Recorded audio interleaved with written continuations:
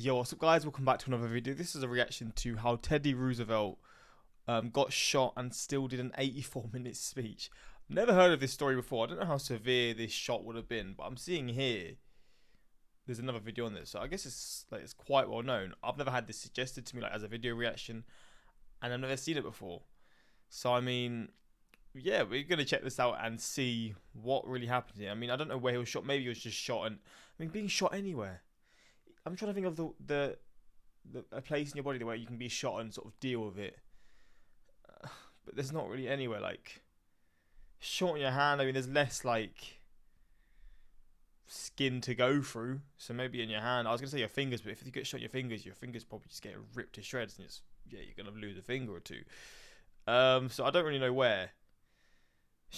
Top of your shoulder? Nah, I don't know where. I mean, I don't know where you're going to get shot and be able to just continue doing a damn speech, let alone an 84-minute one. But we're going to check this out and see what actually happened here, because I've genuinely never heard of this before, and I'm very fascinated to see how he got through this. But yeah, let's jump into this. Hopefully, you're going to enjoy. Links are in the description to my Patreon, where you can see reactions that I can't post to YouTube. And let's just see what happened when he was shot. Theodore Roosevelt, the 26th President of the United States, served his terms from 1901 to 1909, but didn't feel like 2 terms was enough for old Teddy. Roosevelt would run again in 1912, this time on the third-party Bull Moose ticket. Unfortunately for Teddy, during one of his campaign stops in the Midwest, someone had a different plan. A lone gunman would attempt to assassinate old Teddy Bear. Today, we're looking at when Teddy Roosevelt was shot and still gave an 84-minute speech. But before we do that, be sure to subscribe to the Weird History channel and let us know in the comments below what presidential feats you want us to cover next. Now, we're going to speak softly while Teddy carries a big speech. Let's see what happened here then. A little after 8 p.m. on October 14th, 1912, Teddy Roosevelt left the Hotel Gilpatrick in Milwaukee, Wisconsin. Roosevelt had a jam-packed campaign schedule filled with speaking engagements in 3 different Midwest states. He was on his way to the final speech of the day, a real whopper clocking in at 50 pages, at the Milwaukee Auditorium. With a tight 84-minute speech folded into the breast of his overcoat pocket, next to a metal case for his glasses, Teddy made his way to his open-air vehicle, a thing that it would take far too many presidents to realize was not safe for presidential passage. Standing up in his car, Teddy waved to his supporters. Unfortunately, Teddy misjudged the room. While he saw a mass of big Roosevelt super... Oh, so he was shot before he even done the speech. So he was shot and then still decided to do the speech. That is crazy. fans, one person had different plans. That's when a single shot rang out.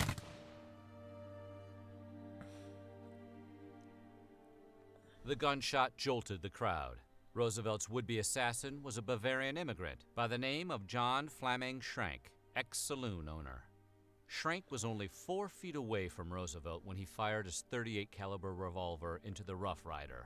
Roosevelt allegedly brushed this bullet to the body off like it was a fly. His knees bent slightly from the gunshot, only to shortly resume tipping his hat to the supporters around him who did not just try to murder him. When his associate Henry Kochums helpfully asked him if he had recently, like in the last second, been hit by a bullet, Roosevelt responded, "He pinked me, Harry." Pinked, we're assuming, means hit, because Teddy took a bullet. It only took moments after Schrank fired his pistol for him to be detained. Roosevelt's stenographer, former football player Elbert E. Martin, along with his former fellow Rough Rider A.O. Girard, sprung into action and lunged towards Roosevelt's attempted assassin. Martin's Rough Rider instincts served him well, going for the pistol while apprehending Schrank to prevent a second rogue shot. The dynamic duo were given immediate backup from several Milwaukee police officers, and together, this group of men overtook the shooter. The crowd of Roosevelt fans screamed for the assailant's death, like any good unhinged angry mob would. As the shouts increased for blood, Roosevelt attempted to settle everybody down. "Don't hurt him. Bring him here to me," Roosevelt demanded. The officers then presented Schrank. Roosevelt then turned his attempted murderer over to the police, saying, "Officers, take charge of him and see that there is no harm done to him." Damn. As he examined the pistol, he took a moment to perform a little roast of his gun by saying, "A .38 Colt has an ugly drive." after which one of his secretaries pointed out the bullet hole in Roosevelt's overcoat, to which Roosevelt replied, "I know it." Oh, so it was checked Roosevelt first. was Okay. now aware he had been injured, and with the culprit apprehended, he could take a moment to assess things such as, have my lungs been punctured by this bullet? He opened his coat, and all immediately noticed his shirt was covered in blood. Roosevelt, in the manliest of tests, tested his own internal bleeding by coughing into his hands to see if there was any blood. Thankfully, the cough was dry. Feeling confident that his bloodless hand meant a bulletless lung, Roosevelt insisted on continuing with his scheduled speech. Damn. Far be it for him to disappoint his fans. Roosevelt told his colleagues, "I know I am good now. I don't know how long I may be. This may be my last cause to our people. And while I am good, I am going to drive to the hall and deliver my speech." All of his campaign staffers implored Roosevelt not to give a long speech after being shot in the chest, including his doctor, Scurry Terrell. Scurry was a throat specialist with an unfortunate first name that was kept on staff with old Rosie to make sure he didn't lose his voice while on the campaign trail. After they arrived at the Milwaukee auditorium, 2 more doctors who were waiting for Roosevelt's speech were crowdsourced. The doctors told Roosevelt it was probably a bad idea to go on stage and give a speech after getting shot in the chest, but Teddy would not be deterred. He took out a handkerchief, put it over the bullet hole, buttoned his shirt, and headed to the stage. Bad ass. You gotta respect that. Harry Kotchums gave a riveting introduction for Roosevelt, while also managing expectations for the speech about to be given by a man recently blasted, telling the crowd, "Ladies and gentlemen, I have something to tell you, and I hope you will receive it with calmness." As he left his hotel, a dastardly hand aimed a revolver at the colonel, and he will speak to you, though there is a bullet somewhere in his breast. Someone in the crowd, possibly a time traveler, shouted fake news, while others asked, more compassionately, if he was hurt. Roosevelt used this as an opportunity to make a grand entrance. Yeah, this, if anything, this will hype up your speech. If you can go through with this, it's gonna hype your speech up to a different level. Showing the surely horrified crowd his bloody coat and vest. He asked the now traumatized crowd to hush up and listen, saying, "I don't know whether you fully understand that I have been shot, but it takes more than that to take down a bull moose." 84 minutes. Even though he Crazy. promised the crowd he'd keep it tight due to the bullet possibly lodged into his chest, Roosevelt broke his promise and spoke to the crowd for a whopping 84 minutes. He acknowledged the length of the speech while also reminding the crowd that this very long speech they were subjected to also saved his life, saying, "Fortunately, I had my manuscript, so you see, I was going to make a long speech.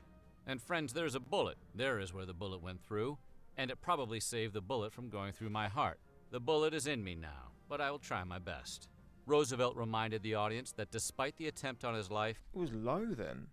Wait, let me just see. Bullet. Oh my god. but I will try my best. Roosevelt reminded the audience that despite the attempt on his life, me. his concerns were for them. As he spoke, doctors stayed close on the ready for him to collapse at any moment. After 45 minutes, Teddy promised only 15 more while taking a sip of water. His doctors told him to stop talking, probably out of dire medical consequences, but also perhaps it was a really long speech. Teddy responded, "It is getting to be better and better as time goes by." Short of breath at times and with difficulty standing on his feet, the color began to drain from his face. This prompted one audience member to ask the withering man to maybe sit down for a minute. He responded, "I thank you, madam, but I don't mind a bit." History does not record whether this woman who spoke up was impressed by Roosevelt or had her feelings hurt because he didn't take her advice. As he read his speech, he dropped each page to the ground, giving a glimpse of the bullet holes in the pages of his speech to those with good seats in the front, in case they also wanted to scream out suggestions or complaints. Roosevelt wasn't insane. He, of course, eventually made his way to an actual hospital after his epic speech wrapped up. It was there at Johnston Emergency Hospital in Milwaukee that doctors discovered, despite being covered up with a handkerchief, that Teddy had given all 84 minutes of his speech with a hole in his chest the size of a dime. His wound was cleaned and bandaged twice for good measure before he was sent up to the operating room. Physician Dr. Joseph Colt Bloodgood, an ominous and I think good name for a doctor, joined Doctors R.G. Sale and T.A. Stratton in tending to Roosevelt. One of the nurses apologized without authorization on behalf of the entire city of Milwaukee. Roosevelt assured her everything was chill between him and Cream City. Yeah, that's actually one of the nicknames of Milwaukee. Cream City. Roosevelt knew his long-winded speech probably saved his life and prevented the bullet from causing further damage to his body.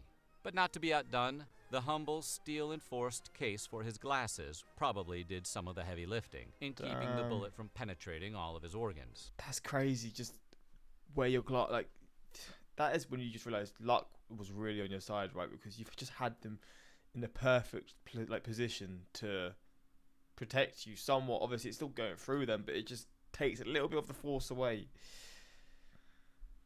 God damn. That, along with his thick suspenders and large overcoat. Practically everything he carried and wore helped to stop the bullet.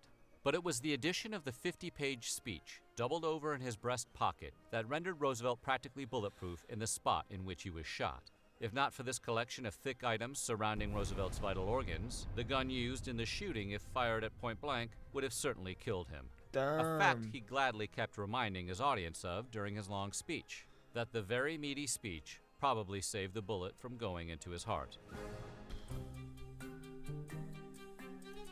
Needless to say, it's rare that one is in their right mind when running around firing guns at former presidents. But in Schrank's case, it was emphatically true.